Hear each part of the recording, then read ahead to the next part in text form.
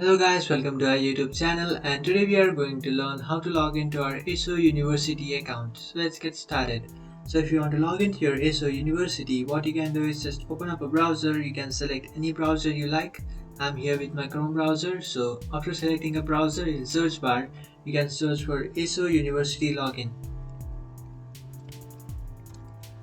After searching for Ayso University login, now you have to just scroll down and then tap on this third option, which is Ayso University.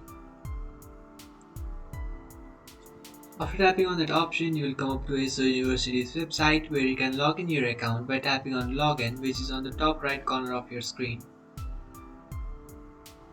So after tapping on login, now you have to enter your Ayso University's email address. So after entering your email address, just tap on continue. After tapping on continue, now you can enter your account's password.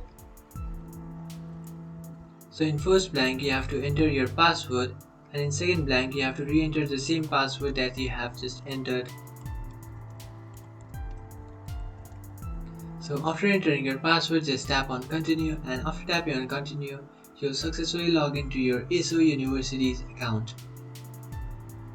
So that's it guys, this is how to log into your Ayso University. If you find this video helpful, don't forget to like and subscribe to our channel.